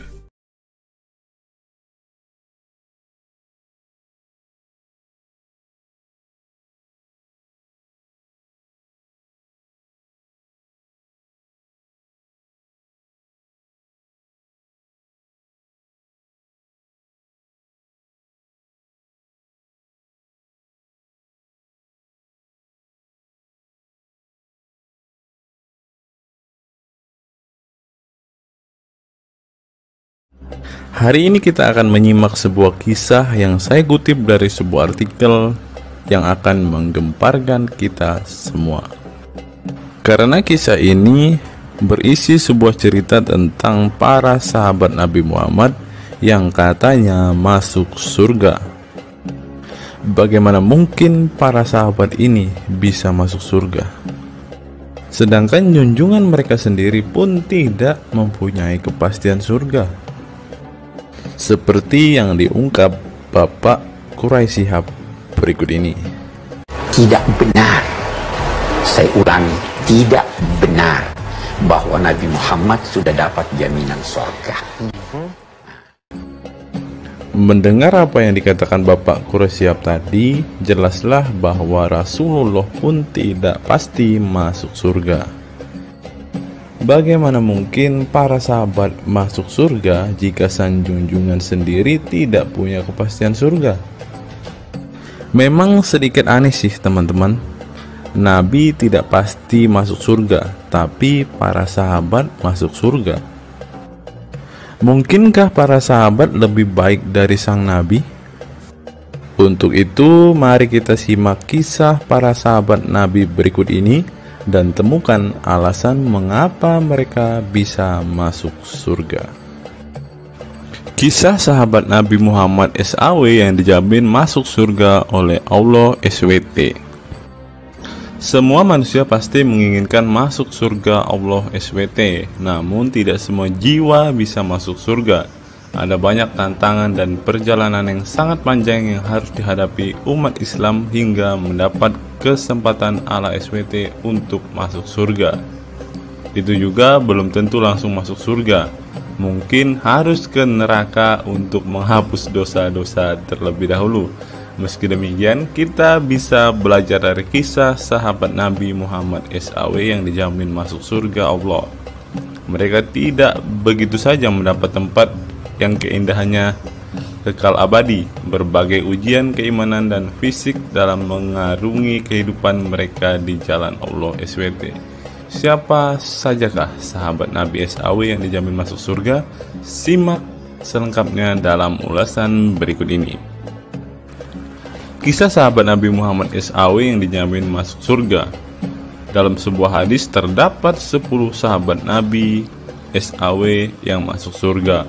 Hadis tersebut berasal dari Abdurrahman bin Auf radhiyallahu anhu. Ia berkata, Rasulullah SAW bersabda. Adapun kisah 10 sahabat Nabi yang dijamin masuk surga yang dikutip dari buku biografi 10 sahabat Nabi yang dijamin masuk surga karya Sujai Fadil 2020. Yang pertama, Abu Bakar As-Siddiq. Abu Bakar As-Siddiq dikenal sebagai manusia terbaik setelah Nabi Muhammad SAW. Beliaulah orang pertama yang beriman kepada Nabi SAW, menemaninya dan membenarkan perkataannya. Ketika Nabi Muhammad SAW meninggal dunia, beliaulah yang dipilih menjadi imam dan melanjutkan kepemimpinan sebagai khalifah. Yang kedua, Umar bin Khattab. Sahabat Nabi Muhammad SAW selanjutnya yang dijamin masuk surga adalah Umar bin Khattab. Dedikasi beliau kepada agama Islam sangatlah besar. Walaupun sebelum ia memutuskan untuk beriman kepada Nabi Muhammad SAW, ia ingin membunuhnya. Setelah masuk agama Islam, Umar bin Khattab menjadi orang yang paling berani dan mendapat gelar Al-Furuq yang memiliki arti pembeda antara yang benar dan yang salah. Yang ketiga, Utsman bin Affan. Utsman bin Affan merupakan saudagar kaya raya, namun kekayaan tersebut tidak membuatnya sombong, namun kebalikannya. Utsman menggunakan hartanya untuk zakat, sedekah, dan infak. Setelah meninggalnya Umar bin Khattab, beliau melanjutkan kepemimpinannya dan juga melanjutkan tugas untuk menyusun mushaf Al-Quran. Yang keempat, Ali bin Abi Thalib. Ali bin Abi Thalib merupakan sepupu dari Nabi Muhammad SAW, sehingga beliau banyak belajar Islam dari usianya sejak kecil. Ali bin Abi Thalib pernah ditinggal Nabi Muhammad SAW saat perang Tabuk untuk menjaga para wanita dan anak-anak. Setelah meninggalnya Utsman bin Affan, beliau meneruskan kepemimpinannya. Namun di masa kepemimpinannya banyak sekali pertentangan dan perpecahan kelompok dengan pemikiran masing-masing. Talhah bin Ubaidillah. Meski tak seterkenal para khulafaur rasyidin, namun beliau merupakan sosok perlindung bagi Nabi Muhammad dalam perang Uhud dengan menangkis anak panah dengan tangannya hingga kehilangan jari-jarinya. Selain itu, Thalib bin Ubaidillah disanjung karena kebaikan hati dan sedekah beliau. Yang keenam, Zubair bin Awam. Zubair bin Awam merupakan orang pertama yang berani mencabut pedangnya di jalan Allah SWT saat ia menduga ada orang musyrik yang sewenang-wenang kepada Nabi Muhammad SWT. Perjuangannya untuk masuk ke Islam tidaklah mudah. Beliau sempat disiksa oleh pamannya sendiri agar tidak mengikut Nabi Muhammad SAW. Yang ketujuh, Abdurrahman bin Auf. Abdurrahman bin Auf merupakan seorang saudagar yang kaya raya. Walaupun seorang yang berlimpah harta, beliau banyak menggunakan hartanya untuk kaum muslimin. Ketika mendengar bahwa dirinya akan masuk surga, Abdurrahman bin Auf khawatir apakah layak masuk surga dan merasa dirinya bukanlah siapa-siapa. Yang kedelapan, Sa'ad bin Abi Waqqas. Sa'ad bin Abi Waqqas merupakan paman Nabi Muhammad SAW dari ibunya. Ketika mendengar Islam di Mekah, Sa'ad langsung menghampiri Nabi Muhammad SAW untuk beriman kepada Allah SWT dan Rasulnya. Sa'ad bin Abi Waqqas merupakan orang pertama yang meletakkan anak panah di jalan Allah SWT. Beliau juga dipilih menjadi komandan perang Qadisiyah dan diangkat menjadi gubernur Kufah di masa kepemimpinan Utsman bin Affan. Yang kesembilan, Sa'id bin Zaid. Apabila seseorang yang mampu membuat Umar bin Khattab yang keras bisa masuk ke dalam Islam, beliau adalah Sa'id bin Zaid dan istrinya Fatimah bin Khattab. Beliau mengadakan pertemuan di Darul Arqam dan sebelumnya menyampaikan dakwah di dalamnya. Sa'id bin Zaid tidak pernah absen dari peristiwa penting dan peperangan bersama Nabi Muhammad SAW kecuali di perang Badar.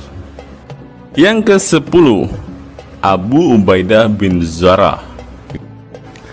Abu Ubaidah bin Zarah merupakan seorang sahabat Nabi Muhammad yang lemah lembut namun cekatan. Beliau termasuk salah satu generasi pertama yang masuk Islam. Ketika perang Uhud, dua gigi depannya copot, malah tampilan dirinya makin bagus. Giginya ompong dikarenakan ia mencabut dua rantai yang masuk melalui lubang kancing topi besi di wajah Nabi Muhammad SAW karena terkena tebasan. Dari 10 kisah tadi, semua sahabat Nabi itu terkenal dengan perbuatan baiknya. Apakah standar umat muslim masuk surga adalah dengan berbuat baik? Perbuatan baik tentu tidak dapat menyelamatkan. Seorang ustadz pernah berkata seperti ini. Mengantarkan kita masuk ke surga itu bukan amal perbuatan kita. Kita semua masuk ke dalam surga Allah kelak itu lantaran mendapat anugerah dari Allah dan mendapat rahmat dari Allah. Jadi bukan karena amal ibadah kita. Apa tanggapan teman-teman setelah menyimak kisah ini?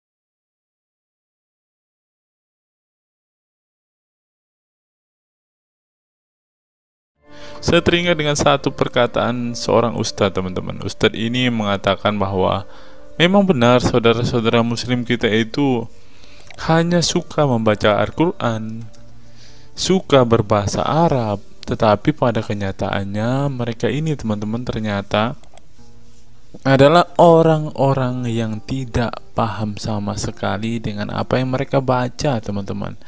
Dan akhirnya Ustadz ini mengatakan bahwa saudara-saudara muslim kita ini seperti keledai, teman-teman. Mari kita dengarkan apa yang disampaikan Ustadz ini.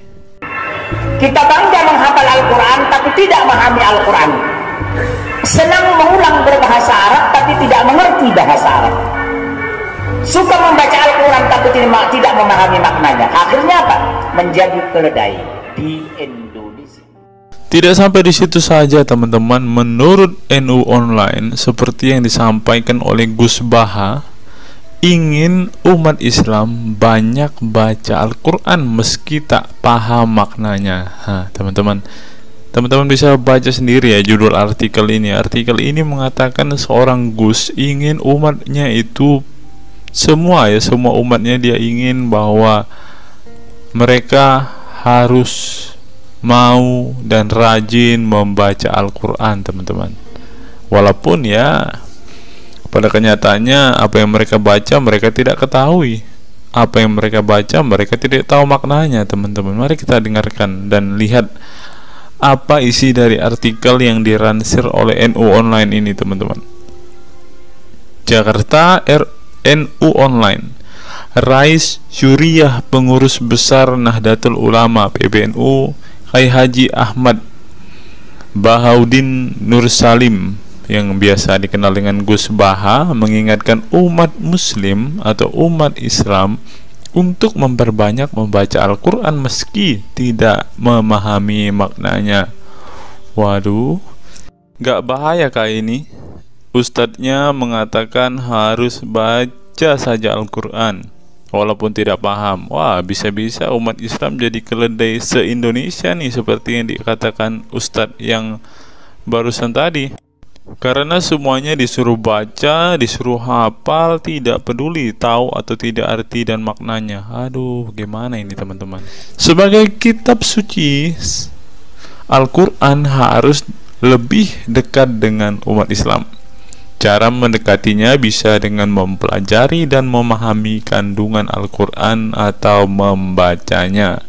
Membaca Al-Quran lebih bernilai ibadah, terutama di bulan suci Ramadan.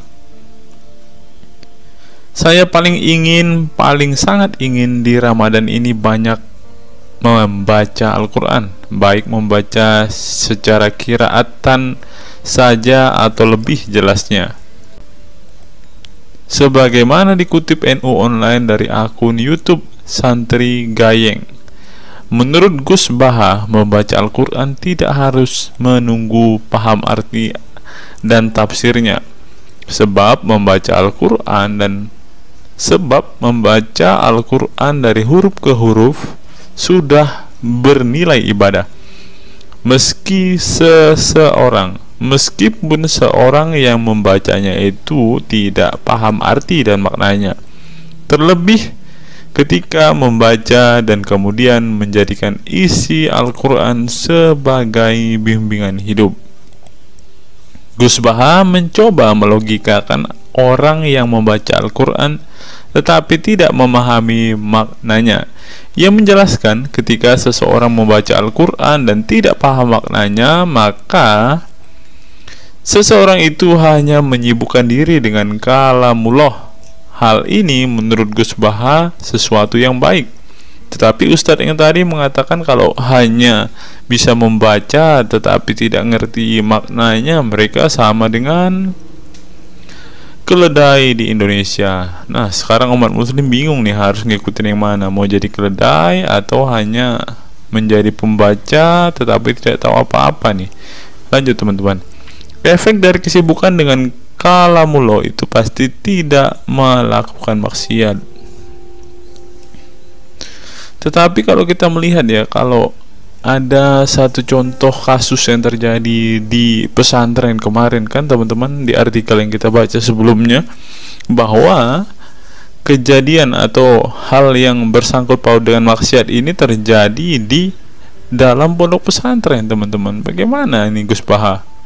Kalau Anda mengatakan bahwa ketika orang sibuk dengan membaca Al-Quran dengan kesibukan membaca kalamullah dan bisa terhindar dari melakukan hal-hal maksiat, tapi kok di pondok pesantren malah terjadi maksiat nih Gus Baha, bagaimana ini? Lanjut, saya beri contoh, meskipun membaca saja dan tidak paham artinya itu tetap baik. Ada orang yang semalaman itu duduk bersama keluarga, ngobrol ringan tentang masa lalu, cerita lucunya atau lucunya anaknya. Pada malam itu ditulis oleh malaikat bahwa keluarga ini tidak maksiat, tidak dugem, tidak narkoba, dan tidak ke tempat maksiat, jelasnya. Gus Baha mengatakan keberkahan dari seorang muslim atau muslimah menyibukkan diri bercengkrama bersama keluarga, asik guyon dengan teman dan tetangga adalah tidak melakukan maksiat dan tidak macam-macam, apalagi jika saat itu membaca Al-Quran. Hal ini sesuai dengan kajian ilmu usul fikih yang dipelajari Gus Baha dari Al-Makfurlah Kiai Haji Maimun Zubair. Ia menegaskan bahwa di antara kebaikan agama Islam adalah meninggalkan itu adalah pekerjaan yang tidak butuh modal. Gus Baha menjelaskan, apabila seseorang ingin mendapat pahala sholat, maka harus sholat. Kalau ingin mendapat pahala haji, maka harus haji. Namun ada kebaikan yang tidak perlu modal, yaitu meninggalkan kemungkaran. Caranya cukup meninggalkan hal-hal yang dilarang Allah. Cara meninggalkan kemungkaran bisa dengan bercengkrama dengan keluarga, baca Al-Quran, bercanda dengan teman, dan hal positif lainnya. Sehingga kalau ada orang yang tanya, kenapa baca Al-Quran meskipun tidak paham itu dapat pahala? Satu, karena itu kalamullah. Kedua, sebagai kebaikan itu adalah meninggalkan kemaksiatan. Meninggalkan itu bisa dilakukan dengan hal-hal mudah. Ini pentingnya ngaji. Saya ngaji usul fikih dengan Kiai Haji Maimun, abahnya Gus Yasin, katanya.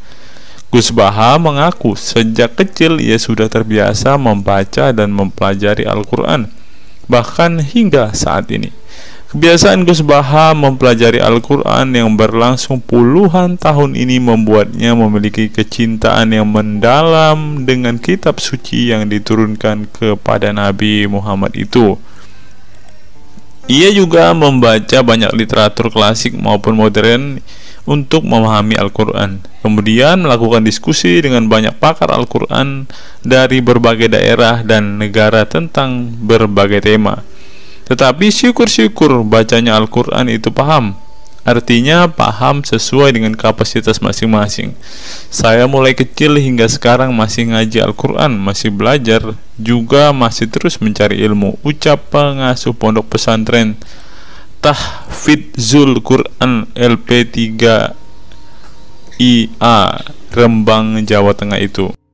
Nah teman-teman, setelah mendengarkan apa yang dikatakan Ustadz Munzir Situmorang dan juga Gus Baha ini, taulah kita sekarang mengapa ketika ada debater Islam yang berdebat dengan saudara-saudara apologet Kristen kita, mereka tidak paham sama sekali dengan Quran mereka, dengan hadis mereka, karena ya seperti ini teman-teman. Membaca Al-Quran, menghafal Al-Quran itu adalah sebuah ibadah bagi kepercayaan mereka teman-teman. Walaupun mereka tidak paham apa yang mereka baca, walaupun mereka tidak mengerti sama sekali apa yang mereka baca teman-teman, yang penting dibaca saja, itu adalah sebuah amal baik. Nah teman-teman, kita belajar bahwa ketika apologet Kristen berdebat dengan para apologet Islam atau dengan para polemikus Muslim, inilah yang terjadi teman-teman. Mereka tidak paham sama sekali ketika mereka ditanya isi hadis dan Qur'annya. Karena pada intinya atau pada kenyataannya, seperti pengakuan dua ustadz ini tadi, bahwa memang benar umat muslim itu hanya senang membaca, hanya suka membaca, hanya suka mengimani, tetapi tidak paham sama sekali dengan apa yang mereka baca dan imani teman-teman. Sebagai contoh teman-teman, kita kalau melihat perdebatan antara Gurunda Zuma dengan apologet Kristen ya, ketika Zuma ditanyakan ayat-ayat Al-Quran atau hadis-hadisnya, Zuma pasti tidak pernah menjelaskan ayat dan hadis itu teman-teman. Alasannya ya kita tahu ya, sekarang ternyata memang Zuma pun ternyata hanya hafal, hanya suka membaca tetapi tidak paham dan tidak mengerti sama sekali dengan apa yang mereka baca dan hafalkan, teman-teman. Ya, jadi kita bisa ambil kesimpulan bahwa orang-orang model seperti ini sama seperti keledai di Indonesia, seperti yang diungkapkan oleh Ustadz Munzir Situmorang tadi, teman-teman.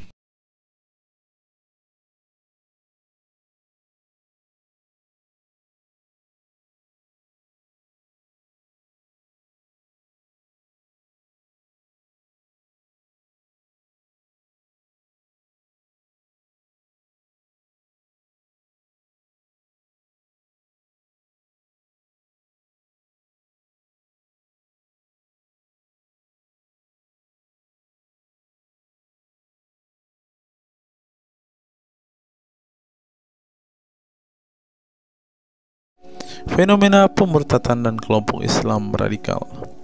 Sejumlah sarjana Islam mengemukakan hukuman seorang murtad adalah hak prerogatif Tuhan, bukan wewenang manusia. Masalah pemurtadan selalu menjadi isu penting dalam sejarah wacana keislaman. Dalam Islam, tindakan atau sikap seseorang muslim meninggalkan agama Islam, baik dengan perkataan maupun dengan perbuatan, disebut dengan ridah atau irtidad dalam bahasa Arab. Dan orang muslim yang melakukan tindakan ini disebut murtad. Nah, seperti yang dikatakan oleh Yakut tadi, teman-teman, dengan mengatakan toa itu seperti gonggongan anjing, dia sudah murtad, teman-teman. Itulah sebabnya saudara-saudara muslim menganjurkan dia untuk istighfar dan mengucapkan 2 kalimat syahadat kembali. Lanjut. Seorang dikatakan murtad belum tentu mereka pindah atau konversi ke agama baru. Bisa juga mereka kemudian memilih untuk tidak beragama, menjadi sekuler, ateis, agnostik, dan lain sebagainya. Masalah pemurtadan ini bukan hanya diskursus dan fenomena eksklusif dalam Islam saja, tetapi juga dalam agama-agama lain. Ya, ada banyak pendapat di kalangan sarjana muslim tentang status ridah dan bagaimana seharusnya memperlakukan seorang murtad. Ada yang berpendapat ridah adalah masalah kepolitikan, bukan masalah teologi keagamaan, sehingga orang yang keluar dari Islam murtad tidak perlu dikenai hukuman apapun, termasuk hukuman pembunuhan. Karena itu akan bertentangan dengan doktrin Islam dan Al-Quran yang menggaransi kebebasan bagi seseorang untuk beriman dan beragama atau tidak beriman dan tidak beragama. Bagi mereka, sejarah hukuman pembunuhan bagi orang-orang yang keluar dari Islam lebih mengacu pada fenomena dan alasan sosial politik belaka. Dengan kata lain, kata murtad bagi mereka mengacu pada pengertian pembangkangan politik ketimbang pemberontakan teologis. Tak ada konsensus mengenainya. Tetapi ada pula yang berargumen bahwa masalah pemurtadan adalah masalah teologi keagamaan, sehingga orang yang mendeklarasikan diri keluar dari Islam harus dihukum bunuh seperti yang dipraktikkan oleh generasi Islam pasca wafatnya Nabi Muhammad. Menariknya, sejumlah sarjana Islam terkemuka, baik klasik maupun kontemporer, baik Sunni maupun Syiah, sebut saja seperti Muhammad bin Ahmad al-Saraki, Abu al-Walid al-Baji, Ibrahim al-Naqi, Ibnu al-Human, Buharuddin al-Mahinani, hingga Ali Goma, Husin Ali Mutazir, Zafir Ahmad Gamidi, dan Torik Ramadan menyatakan tidak ada konsensus dari para ulama tentang hukuman bunuh bagi seorang murtad. Mereka juga menegaskan bahwa hukuman seorang murtad adalah hak prerogatif Tuhan, bukan wewenang manusia. Nah, sekarang kalau kita melihat, ada seorang ustadz mengatakan, Abdul Somad bilang, bagi yang murtad darahnya halal. Nah, gimana ya dengan Abdul Somad ini, teman-teman? Dia sudah tidak menghidupi apa yang diajarkan oleh pendahulu-pendahulunya, teman-teman. Lanjut, masalah sejarah dan fenomena pemurtadan dalam Islam ini dengan baik dikupas oleh Abdullah Said dalam Freedom of Religion, Apostasy and Islam, atau Taha Jabir Al-Wani dalam Apostasy in Islam, A Historical and Scriptural Analysis. Tulisanku ini tak bermaksud membahas secara lebih dalam dan detail tentang pemurtadan ini, tetapi ingin menyajikan sejumlah fenomena pemurtadan di kalangan masyarakat Islam kontemporer, di mana banyak orang-orang yang memilih keluar dari Islam bukan lantaran menghadapi peliknya masalah teologi keislaman misalnya, melainkan dikarenakan telah muak menyaksikan perilaku Islam itu sendiri, khususnya kalangan muslim ekstremis. Nah, ini juga yang buat saudara-saudara kita muslim murtad, teman-teman. Nggak tahu ya Abdul Somad termasuk orang yang Islam atau muslim yang ekstremis atau enggak ya, karena dia bilang siapa yang murtad darahnya halal. Bisa jadi Somad salah satu Islam ekstremis. Berikutnya, faktor trauma.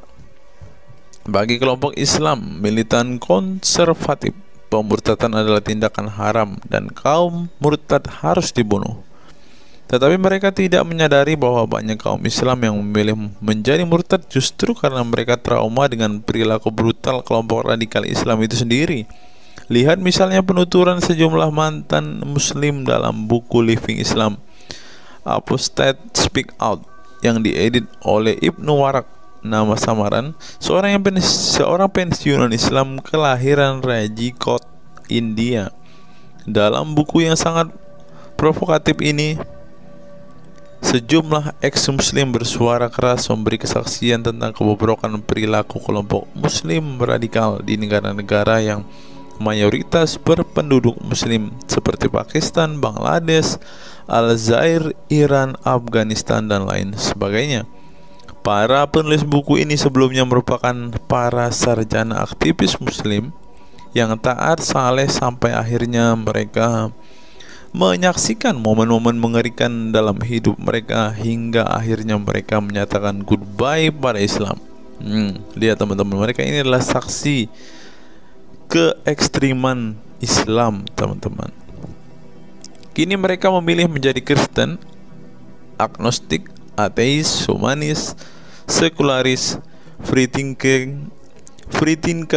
dan lain sebagainya.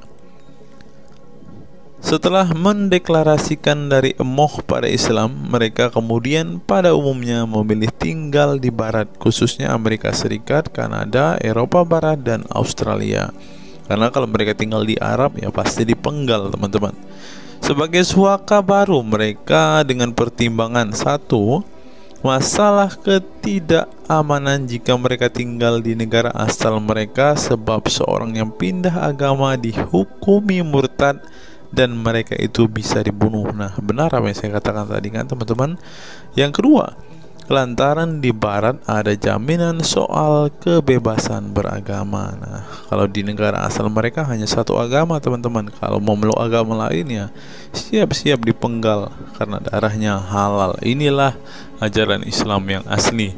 Berikutnya, buku yang ditulis oleh kaum murtad ini penting untuk disimak sebagai kritik tajam atas tindakan radikalisme agama yang dilakukan oleh,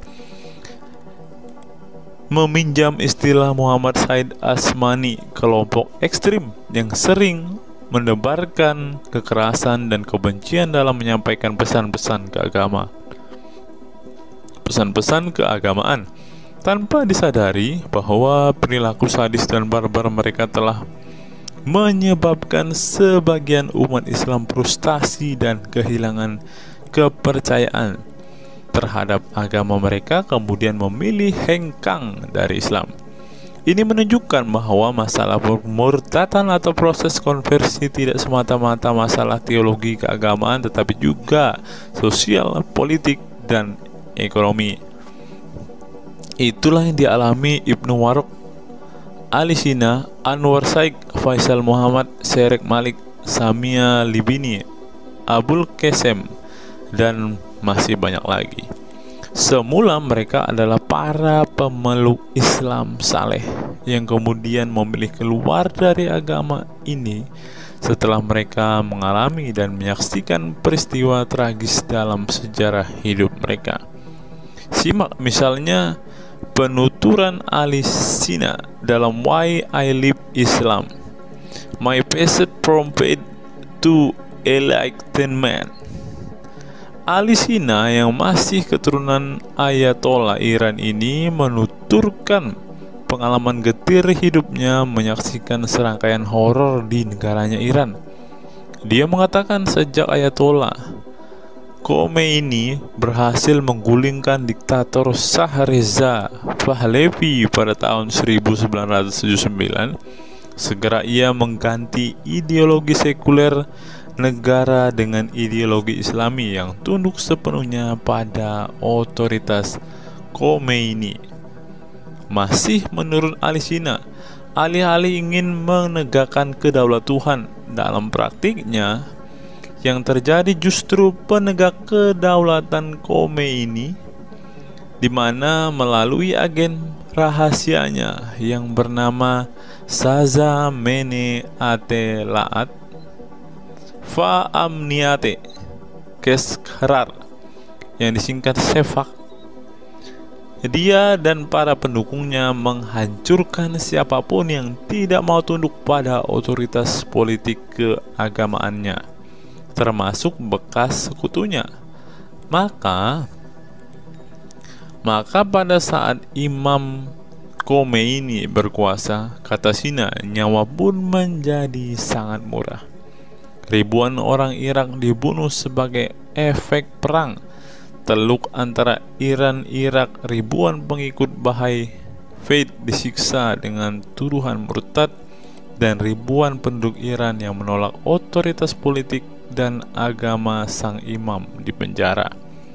Nasib kaum perempuan lebih tragis lagi. Sebelum dibunuh, mereka diperkosa oleh tentara syariat dengan alasan sebagai imbalan pembangkangan kepada sang Ayatollah sekaligus tiket menuju surga. Ngeri teman-teman, tiket menuju surga. Peristiwa tragis semasa rezim Khomeini ini membuat Ali Sina trauma dan kehilangan kepercayaan terhadap Islam sehingga ia memilih murtad. Sekarang ia mendirikan Faith Freedom Foundation untuk mengadvokasi orang-orang yang ingin meninggalkan Islam. Selain Ali Sina, pengalaman getir juga dialami oleh Abul Qasim Bangladesh, Sherak Malik Pakistan, Anwar Saik Pakistan Bertain, Nadia dari Maroko, Samia Libina dari Tunisia, Azad dari India, dan masih banyak lagi. Setelah mengalami dan menyaksikan sejumlah peristiwa tragis kekerasan agama yang dilakukan kaum muslim radikal di negara mereka, mereka kemudian hijrah ke iman yang baru. Memang tidak bisa dipungkiri di negara-negara berbasis Islam itu telah terjadi sejumlah peristiwa sadis yang dilakukan sekelompok rezim muslim militan dan kaum radikal agama demi ambisi politik kekuasaan mereka. Atas nama agama dan penegakan syariat Islam, mereka melakukan serangkaian teror dan kekerasan terhadap kelompok minoritas dan lawan-lawan politik agamanya. Penulis perempuan Mesir Bad Ye'or telah menunjukkan dengan baik sebagian dari sejarah gelap radikalisme kelompok militan konservatif terhadap kaum minoritas ini dalam buku The Decline of Eastern Christianity Under Islam From Jihad to Dhimmitud. Dalam buku ini, dia berpendapat bahwa konsep dhimmi, khususnya Kristen dan Yahudi yang secara literal mengacu pada definisi protected people, orang-orang yang dilindungi, dalam realitasnya justru menjadi kelompok yang diperas, dieksploitasi karena di samping dipaksa membayar pajak pada pemerintah, Mereka tidak pernah menikmati hak-hak sipil sebagai warga negara. Di negara-negara berbasis syariat Islam, mereka memang menjadi warga negara kelas 2, kalau bukan malah tidak berkelas lagi. Wah. Tidak hanya non-muslim saja, kaum muslim yang kebetulan berseberangan dengan ideologi dan aliran keagamaan rezim penguasa, baik rezim Sunni maupun Syiah, juga mendapat perlakuan kejam dan diskriminatif.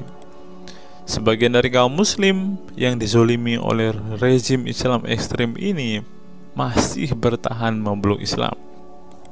Tetapi sebagian lain lebih memilih kabur ke negeri lain dan emoh memeluk Islam lagi. Ilustrasi di atas merupakan peringatan keras sekaligus memberi pelajaran berharga bagi umat Islam. Dengarnya saudara-saudara Islam, khususnya kelompok muslim militan konservatif yang selama ini getol berdakwah dengan cara-cara kekerasan dan intoleran. Perilaku brutal dan aksi-aksi kekerasan yang mereka lakukan tidak hanya menyebabkan simpati publik terhadap kaum muslim merosot, atau melorotnya tingkat kepercayaan publik terhadap Islam sebagai agama damai, toleran, pluralis, dan rahmatan lil alamin. Tetapi lebih dari itu, tindakan konyol kaum radikal agama ini telah menyebabkan pemurtadan sebagian umat Islam itu sendiri. Kedepan kaum muslim harus menebarkan Islam dengan cara-cara damai, santun, dan toleran, bukan dengan tindakan keras, kasar, dan intoleran yang justru merugikan Islam dan kaum muslim itu sendiri. Jika memang Islam itu agama rahmat bagi alam semesta, maka buktikan itu dengan tindakan nyata. Wallahu alam bishawab. Nah, itulah fakta-fakta yang bisa saya sampaikan pada kesempatan hari ini, teman-teman. Kiranya fakta-fakta ini dapat membuat kita semua sebagai umat Kristen semakin bersemangat berdoa, terlebih memberitakan Injil kepada saudara-saudara muslim kita yang benar-benar rindu, yang benar-benar ingin dan haus mendengarkan kabar baik, teman-teman.